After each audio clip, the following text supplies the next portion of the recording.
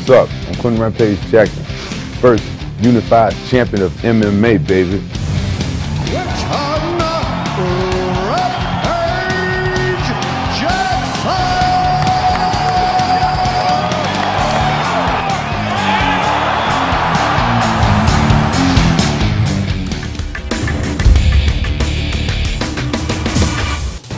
Welcome everybody to my combat channel. I'll be your host for the evening, Nancy Erie, and joined alongside a very famous face. You don't need any introduction, but I'll introduce you anyway. Quentin Rampage Jackson, thank you so much for joining us. I've been a fan all the way back to the Pride days. Yeah, Quentin, you just researched that. Why is my face famous? Why I got a famous No, because face? you are hands down, one of the biggest names in MMA. Am I really? Absolutely. I think the people I've been fighting for never want me to know these type of facts. No, you have branded yourself brilliantly. Yes. Yes, absolutely. I didn't even try to do that.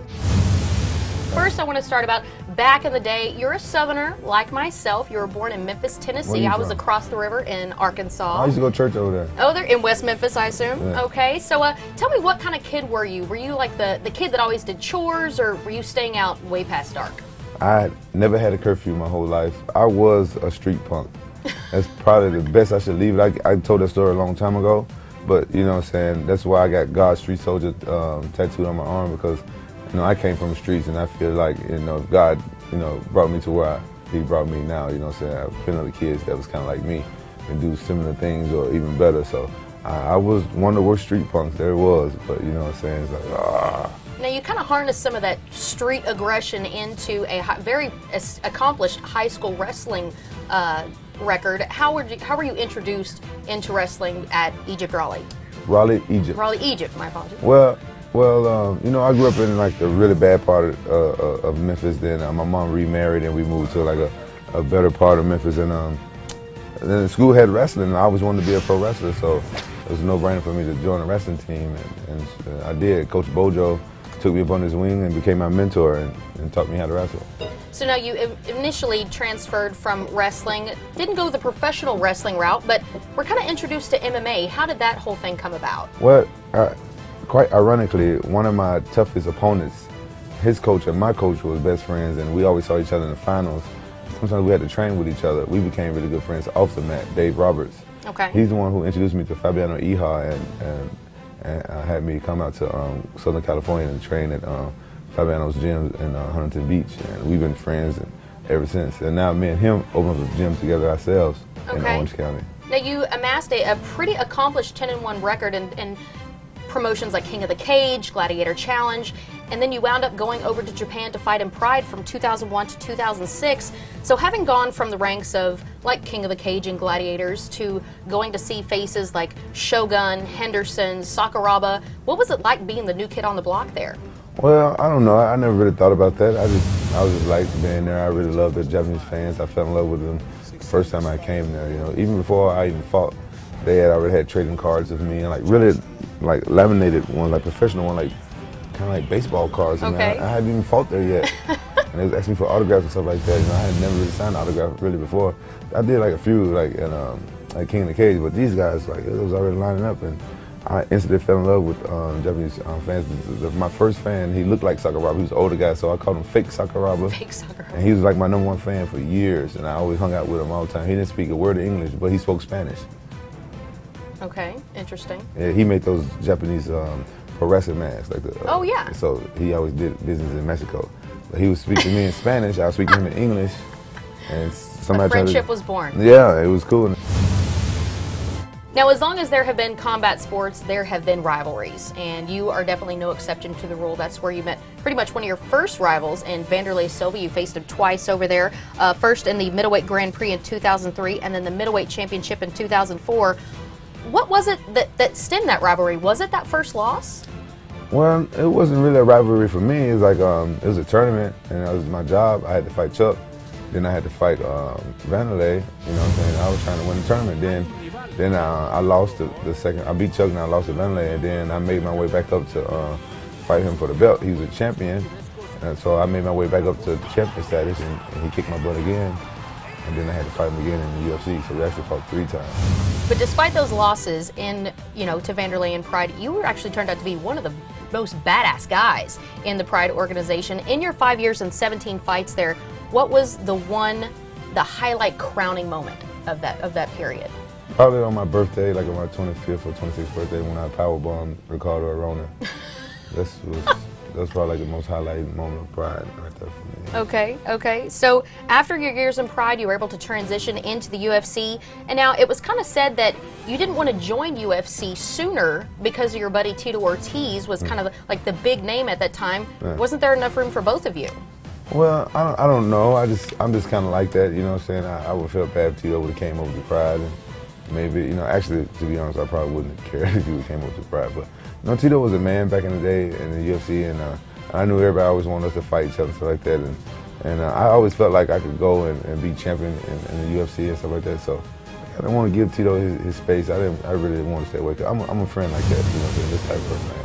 Very respectable, and in your second fight in the UFC, you already earned the light heavyweight title from the Iceman Chuck Liddell. Did you think that at that point you had really made it? That was, you know, it was kind of all of a sudden for me. I didn't really think about it. It was really no big thing for me because I had already beat Chuck. Right. So it was like, you know, these fans, they didn't know who I was. They booed me, and that, for knocking out Chuck. And a lot of my friends told me a lot of stuff that made me ashamed to be American about that fight. Why is that? Well, a lot of my friends was telling me it was a very racial fight, and I didn't think about it. It was a black guy fighting a white guy, and it really made me ashamed to be American. And even in my hometown, a lot of white people was cheering for Chuck Liddell because he was white and stuff like that. So, so when they booed me and stuff like that, it made me lose a lot of love for the fans and a lot of American fans and stuff. So that was like that fight. It really changed me a lot, and it was like I didn't even really care about the belt and stuff like that. I was just so ashamed to be American at that point in time. Well, I know that you kind of regained some of those fans back with The Ultimate Fighter, and now that series itself has produced some serious stars. What was kind of your initial take in the MMA plus reality TV show equals ratings greatness? That was actually a great idea to do a show like that. That actually saved the UFC, in my opinion. And my first show was with Forrest Griffin. He's a very funny guy, so it was a no-brainer to coach each other. But man, I had to tell you, man, it was hell coaching the team. Like I love the guys on my team, but some of them, like some of those guys, like pansies, man. They're like looking for excuses, like. And people start thinking like, since I was their coach, like I trained them their whole career. Like, man, these guys came to me like this. You ain't gonna be able to change you in 6 weeks. So I got a lot of crap for being a crappy coach. And I was like, man, it's not called Ultimate Coach. It's called Ultimate Fighter. Exactly. Like, you know, exactly. So I'm not a coach. I'm a fighter myself. So you know what I'm saying. So people, you know, luckily for me, I have like you know, I have thick skin. I don't really care, but a lot of times that made me kind of look at MMA fans a little different, like too. You know what I'm saying? Because you really think about it, the Japanese fans, I really didn't get a chance to know them that well because I don't speak the language. And, you know, I just know them from when I meet them, they're very respectful and stuff like that. So I don't know if they're saying the same stuff, but when American, you hear what they're saying. You American fans, you hear what they're thinking. I was like, man, I can't stand these American fans. He was calling me bad coach, you suck. And then, like, how do I suck and this guy lost? Like, you know, he came to me with the skills he came with. You're the one with the name. Yeah. So it's but honestly, like, he come on the show, you think I'm gonna teach him how to fight in 4 days before he fight? Like, how am I a bad coach because this guy can't fight? Right. And no one listened to me anyway. I was coaching, and they didn't do what I said anyway. So maybe they would have done what I said. Maybe they would have done better. Not your responsibility. Not my responsibility. Everybody's accountable for their own actions, exactly. right? Exactly. Well, it was right after the first episode of that season aired that you kind of shocked the MMA world and announced that you were done fighting because you felt mistreated by the UFC. Like I was over. I've been over the UFC for a while. Like I just really don't. I don't like to fight for people who don't appreciate me. And I think I bring a lot of stuff to the MMA world. I bring a lot of excitement in and out the cage, and I just hate to fight for people when I don't feel like I'm appreciated. Well, your retirement, fortunately for us, didn't last long because in December you announced that you were coming back and Dana White was going to give you a 6-fight contract. What was it? Were fences mended between you and Dana to kind of bring you back to the UFC? No, they threatened to sue me. Okay. So I said, okay, like, well, forget it. I come back. I'd rather make money than get money taken away from me. So. Now, unfortunately, you're coming off back-to-back losses the first time in your career. I know if I've done the math right, you have 2 fights left on your contract, but you came out... Your math is wrong. I got 1 more fight on my contract. 1 more fight, okay. And then you're done with UFC. I'm Is done what with you UFC. what you've declared on Twitter, I believe. I'm done with the UFC. Like, there's no way they can make me sign another contract. Only way the UFC can make me sign another contract if I'm getting like $20 million a fight, and there's no way they're gonna do that. There's no way they can do that. So now, with that one fight, is there somebody in particular in your class that you would like to face for the last time? Because Shogun Rua has actually called you out. Well, I doubt that Shogun who will call me out, because I know Shogun. You know what I'm saying? I think read the quote? Well, you can read whatever you want, but Shogun is a cool guy. I call Shogun out, so I called Shogun out to fight in Pride, and like he was fighting Dan Henderson. So right. So Shogun already beat me. So why would he want to call me out? Like we can't fight in Japan now because that's gone. So why would Shogun want to fight me? Because I called him out to fight in Japan. Shogun knows why I called him out, and I was really respectful about it. This is UFC trying to cook something up. Honestly, I have no excitement about fighting anybody under the UFC, you know what I'm saying, brand. So I'm not excited about fighting anybody. I just want to do what I got to do, get my last fight over with, and just be done with the UFC. So they can put anybody they want in there with me. I don't care. I'm just going to come and do my job and try to beat whoever they put in front of me. Because most likely, you know what I'm saying, they're going to have these crazy game plans and try to hump me. But Shogun would be a good worthy opponent because he always brings excitement and stuff like that. So I would be very interested in fighting Shogun, but it's just like, I'm not even, in my opinion, I feel like the UFC only cares about their logo. They don't really care about fighters and what we go through and how much we got to sacrifice and stuff like that. So it's a lot. It's a lot. They don't. In my opinion, they don't care. So I'm not going to care about their logo. I'm only going to care about me. Only thing I'm worried about is healing my knee up, and so I can give 100% in my own endeavors after I leave the UFC. So you're going to just let Dana White and Joe Silva decide who your final opponent in the UFC will be? Yeah, I don't care. Yeah, I don't care who they put me in there with. I can care less. So you've kind of been adamant about, I don't want to fight for the UFC. Is there another organization that is kind of caught your eye that you would care to be joining forces with? No, there's a lot of organization stuff coming up, you know. But I'm doing a whole lot of things. I'm designing video games. I'm doing music now. I'm going back to Japan in April to talk to some guys. I'm getting a record deal and stuff like that. You know what I'm saying? And I'm writing movies. This stuff that they don't know. You know what I'm saying? I don't talk about a whole lot of my stuff. So. The UFC think I just can fight, and I've been saving up my money because I knew I didn't like them. Right. Like just because I'm not educated, people think I'm not intelligent. So I'm very intelligent, but you know what I'm saying, I don't show all my cards. You know what I'm saying. So I knew this day would come. I've been saving up all my money. You know what I'm saying. I can go like years without fighting, and still live comfortable with my kids and everything I want to do, and with these video games and stuff that I'm making. Rampage Rage is coming out pretty soon on the app. Shameless plug. Shameless plug. And I got clothing lines. I got Revan, you know what I'm saying, and I got my gym, Rampage, you know what I'm saying, Fitness Academy. Right. You're a chain. Mission Viejo and Temecula. Temecula, okay. Yeah. I got all these things that I'm doing, and that I don't need the UFC money and stuff like that. You know what I'm saying. But what I do need is for people to respect me, and so when I leave the UFC, watch what the fans do. The fans will get tired of those people, those crazy game plans of just fighting just to win. They're gonna miss fighters like me. It's not a whole lot of fighters like me left, and so you know what I'm saying. I do what I do because I love the fans, but a lot of times I don't get the love back from the fans and the people that I think I deserve. I kind of want to go a little dark right now. And Well, is that a pun? No, it's not, because you're black. I want to talk about a very hot topic in MMA, and that's steroids. Because it's kind of, resurfaced its ugly head. Right. The Nevada State Athletic Commission began testing MMA fighters for performance-enhancing drugs early in 2002. And lots of fighters, go to their local GNC or the health food store. And a lot of these supplements that they're taking, or meal replacements or things like that, do contain ingredients that they're testing positive for, in addition to other things. I don't believe that. You think it's... I don't believe that. I don't believe that. Doing some of that? I believe they're doing steroids. I don't believe that. See, me, I just started taking testosterone, and I've been open about it. I didn't even have to be open about it. I was prescribed it, and my levels were low, and they tested me for it, and I did it. I never taken any type of drugs before in my life. The only drugs I ever done in my whole life is tobacco, marijuana, and alcohol, aspirin and stuff like that. Those are the only drugs I ever taken in my whole life. I just never been the type of person who experimented with drugs because I grew up in the streets. I've seen what drugs do to you. Absolutely. And that's the way I learned. You know what I'm saying? So I took testosterone to help me heal my knee up to get me to this fight, and I liked the way I felt, and I was actually thinking about retiring until I started taking testosterone, and it turned back the hands of time. And so some people cheat, and that's why they doing steroids. If they were smart, they would have just done testosterone. But steroids got a lot of side effects and a lot of crazy stuff. I don't see why people even do steroids. I see people like losing, like busting their biceps and all this stuff on steroids. It's just cheating. But I don't know about a whole lot of supplements because I never really took a whole lot of supplements. I just started dealing with muscle farm and stuff like that. Okay.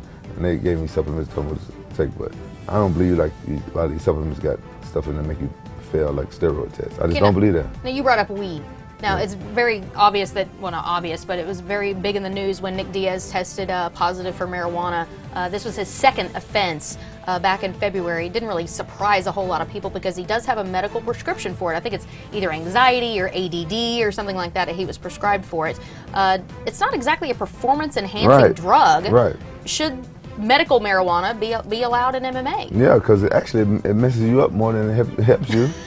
So, makes you hungrier after the fight. Well, no, it's just I just don't think that I just don't think fighters should shouldn't smoke weed while they're fighting.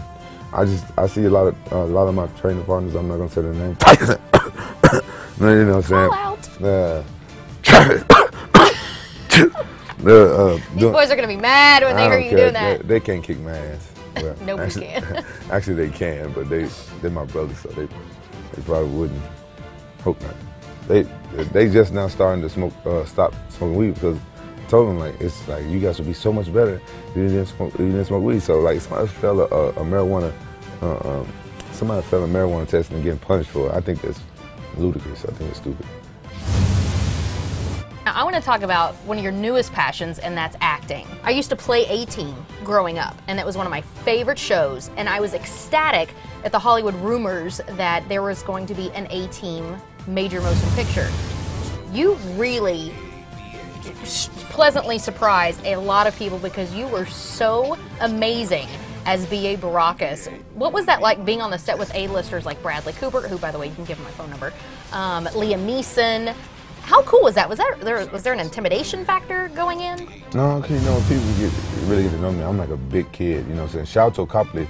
And now he was great. Yeah, I'm really good friends with everybody on set, and the director and Jewel Daly, like one of the producers, and a lot of the extras. Like it was the most chemistry I ever experienced on the set, and everybody's still good friends. And so I wasn't intimidated at all. Like they like took me under their wing because they knew I was new, and we just had fun. Me and Shouto, we was BA and Murdoch the whole time. The whole time. We did our best stuff together when the camera wasn't even showing. What was the coolest thing you got to do while filming? The coolest thing I got to do, probably ride the motorcycles and stuff. Really? I got to ride the motorcycle and stuff like that. I want to now do something that I like to call the 10 hot questions. And I just want you to give me the quickest thing that comes to your mind. Oh, hell. Okay? What's the first thing you do when you wake up in the morning? Open my eyes. Okay. If you had to eat one food for a month, what would it be? Japanese hamburger steak. Ooh, okay. Who's the biggest tool bag in MMA? Joe Silva. Ooh, okay. If you could have one superpower, what would it be? Unlimited cardio. Ooh, that's awesome. What was your childhood nickname? Nut. Nut? N-U-T-T. Okay. And Rampage after I turned 8. But. Okay. Who gave you that, by the way? Rampage. My cousin Tyrone. His nickname now is No Touch. He gave himself that nickname. Do you have any hidden talents? I'm very good at doggy style. I'm the king of doggy style. What's your guilty pleasure? You have to say it. What's your guilty pleasure? Sexual. No, it's not. Like carrot cake or something like that. I didn't know. I thought like Real Housewives of Beverly Hills. I'm like, I don't do none of that stuff. No, that's My Combat Channel After Dark. We'll get to that. You said guilty pleasure. I didn't know. I never asked my guilty pleasure. Like you talking about food? Anything. Black walnut ice cream. Okay. What's more satisfying, winning by submission or a knockout? Knockout. Come on. All right. What's your favorite reality show? I don't watch reality shows. You watch TV? Yeah, I do. Okay, what's your favorite show? My favorite show is American Dad, and Family Guy. Okay. And what's the dumbest question you've ever been asked? And it better not be one that I have asked you in this segment. What's the dumbest question you ever been asked? No, what's your guiltiest pleasure? No. Said it couldn't be something I asked you. No, what's the dumbest question I ever been asked? Oh, goodness. Oh. Do you even train UFC? Okay, that's a very dumb question. Very dumb. So I hope you knock that person out. UFC Light Heavyweight Champion, Quinton Rampage Jackson! Rampage just hunting him down. Good left hand! Eastman falls down, and it is